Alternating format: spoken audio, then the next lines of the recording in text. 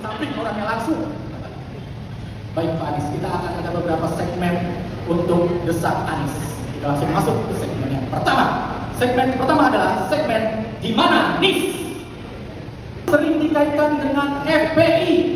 Masa Allah baru mulai udah langsung begini. Gak bisa bikin MC santai gitu Pak.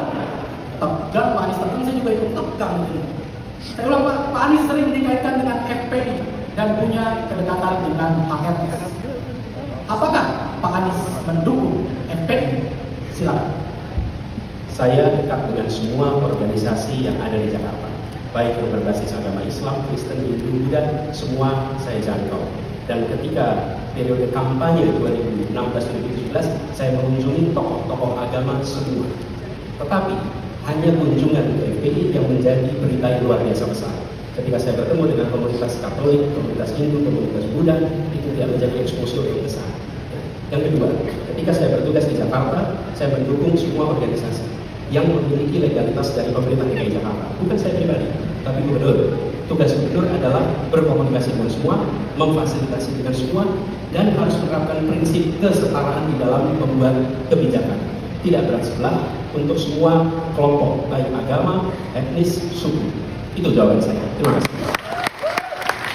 Ketiga, pandemi COVID kemarin menurut saya rapat pemerintah tahun ini cukup baik. Dan jeleknya pemimpin-pemimpin Indonesia menurut saya itu selalu melakukan perubahan yang dimana start dari nol lagi. Jadi sehingga kita ini masyarakat bingung gitu, arahnya tidak melanjutkan, tidak memperbaiki, bahkan tidak mendevelop, tapi berubah dari nol lagi, dan menurut saya itu sangat sayang sih. Itu sih pertanyaan pertama. Sama pertanyaan kedua Pak, kalau Bapak jadi presiden, mungkin nggak akan ada coffee morning dengan presiden-presiden sebelumnya?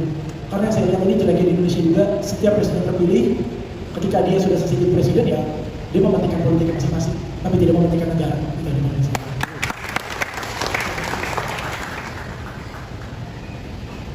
Saya rasa kesempurnaan itu hanya milik Tuhan, dan kita tidak berhak mengklaim sempurna.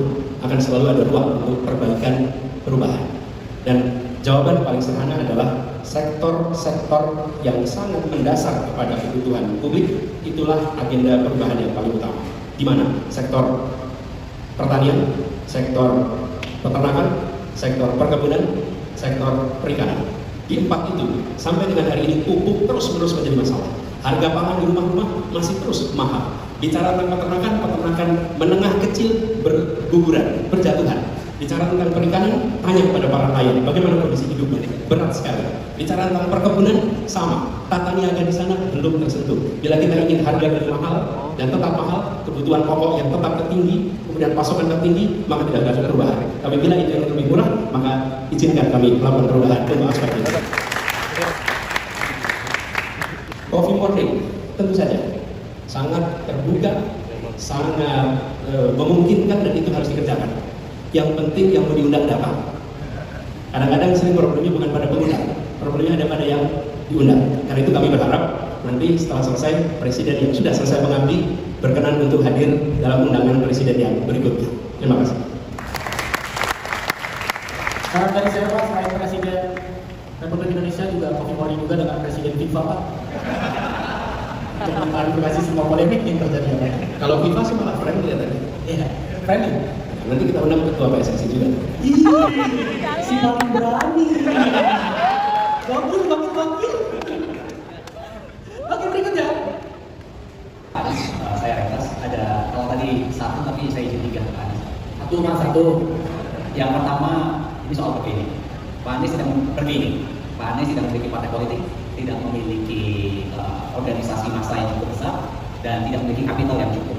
Apa bergengsi Pak Anies di hadapan para partai politik yang mendukung Pak Anies di masa mendatang ketika permintaan mereka berbeda dengan aspirasi rakyat yang memilih Pak Anies di masa yang mendatang? Yang kedua, Cukup Mas, satu. boleh Pak Anies? Yang kedua, Pak Anies selalu Kalau saya semua terserah ini kok boleh pakai dulu. Pak Anies selalu mengatakan soal keadilan, dan Indonesia punya tujuan untuk mewujudkan keadilan sosial. Apa langkah konkret dari Pak Anies untuk nanti mewujudkan keadilan sosial bagi rakyat Indonesia? Karena sekarang pemerataan itu belum dirasakan oleh banyak penduduk di Indonesia saat ini. Yang terakhir Pak Anies, ini soal mega-mega proyek. Indonesia saat ini memiliki banyak mega proyek yang kalau dilanjutkan bisa jadi membebani APBN kita yang cukup besar, tapi kalau di stop kita sudah keluar cukup banyak, maju kena, mundur kena. Apa yang akan harus lakukan terhadap mega-mega proyek tersebut secara konkret? Terima kasih Mas. Bung Ratas, ketika saya bertugas di Jakarta, saya pun tidak memiliki partai politik dan diusung hanya 2 partai. Kemudian 7 partai lainnya itu tidak mendukung. Apa yang terjadi? Kita susun argumen yang masuk akal, lalu bicara dengan anggota dewan satu persatu. Saya ketemu dengan semua, termasuk anggota dewan yang partainya berseberangan dan sering mengkritik di media. Saya sampaikan argumen ini, saya sampaikan manfaatnya. Saya percaya hal yang lebih baik untuk masyarakat itu akan diterima. Ada situasi di mana mereka akan blok kerjanya. Kami menjual saham, misalnya ini tidak bisa terlaksana. Tapi saya percaya persuasi. Dan pada akhirnya, bargaining yang terkuat adalah dukungan dari rakyat. Sampaikan hal yang baik pada rakyat, minta dukungan pada rakyat, itu jauh lebih powerful daripada dukungan dengan 1-2 partai. Di situ kekuatan. Kemudian keadilan. Keadilan ini konkretnya pertama harus memastikan bahwa seluruh rakyat mendapatkan kebutuhan pangan yang tercukupi. Jangan lapar, jangan mereka tidak mendapatkan pasokan makanan. Kalau itu tidak terpenuhi, itu masalah. Dan ini nomor 1. Bagaimana pangan itu berkeadilan, yang memproduksi sampai yang mengkonsumsi, itu masalah. Yang kedua, sehat. Sehat itu artinya akses fasilitas kesehatan yang merata dan bantuan untuk hidup sehat dari mulai ibu mengandung sampai dengan lansia, dan itu bisa dikerjakan oleh negara. Yang ketiga, pendidikan. Pendidikan yang berkualitas sampai tuntas. Dan yang keempat adalah membuka akses lapangan pekerjaan di tempat-tempat yang biasanya tidak ada akses pekerjaan. Di situ konsep keadilan dirasakan. Terakhir, soal mega proyek. Ini bukan selera, ini uang rakyat dan dibiayai dengan uang rakyat. Karena itu saya akan katakan ada 4 prinsip. 1, harus berkeadilan. 2, kepentingan publik. 3, menggunakan data, common sense, akal sehat. Dan 4, regulasi.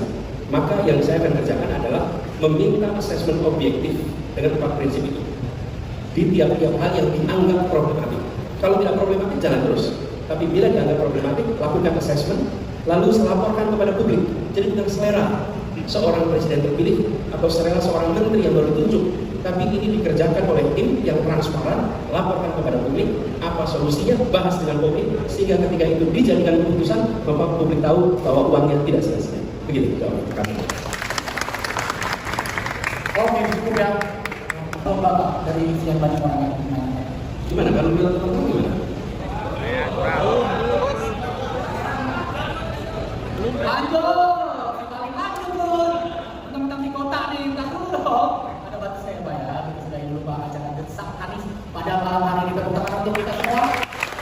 Sudah 2 segmen, sudah lebih dari 10 pertanyaan. Bapak Anies telah menjawab dengan lugas, telah mengklarifikasi apa yang ada di kepala kita selama ini, apa yang menjadi kegelisahan kita sebagai anak muda, apa yang menjadi keresahan kita sebagai anak muda, langsung dijawab dengan lugas dan diklarifikasi oleh Pak Anies Baswedan. Nah sekarang kita kasih kesempatan untuk Bapak. Sekarang saya kan tadi sudah ngomong suka ke Bapak, dan saya berhenti ngomong. Silakan Bapak mau ngomong apa dan nggak saya kasih timer. Itu nggak sudah bisa timer. Tapi jangan banyak-banyak juga. Silakan untuk Pak Anies Baswedan. Terima kasih teman-teman semua yang sudah ikut hadir di sini untuk memberikan pertanyaan. Kita berada di Jakarta, sebentar lagi akan merasakan peringatan kemerdekaan 78. Ketika Republik ini didirikan, orang-orang yang berkumpul adalah people of ideas, orang dengan gagasan, orang dengan wawasan, yang kemudian mereka tuliskan itu menjadi sebuah gagasan Republik Indonesia yang ada dalam pembukaan Undang-Undang Dasar. Itu adalah cita-cita, itu tujuan, itu janji. Kemudian kita mulai action. Actionnya kapan? Mulai kita merdeka sampai dengan sekarang. Lalu kita melihat accomplishment. Nah, saya ingin mengajak kepada semua di dalam proses pemilihan umum yang akan terjadi besok, Pilpres, itu adalah fase 5 tahunan di mana bangsa ini menentukan arah 5 tahun ke depan dalam action untuk mendapatkan cita-cita pendiri Republik. Cita-citanya apa? Masyarakat yang adil dan makmur. Keadilan sosial itu menjadi kalimat penutup. Kita ingin itu terjadi. Nah, karena itu saya mengajak kepada semua, mari menilai gagasannya menilai actionnya yang sudah dikerjakan oleh tiap-tiap kandidat yang ditawarkan kepada kita. Lihat rekam jejaknya dan tambah lagi accomplishment, gagasan, action, accomplishment. 3 itu disandingkan, lalu pilih yang menurut kita rekam jejak 3 aspek itu paling bisa membawa Indonesia lebih baik. Karena di situ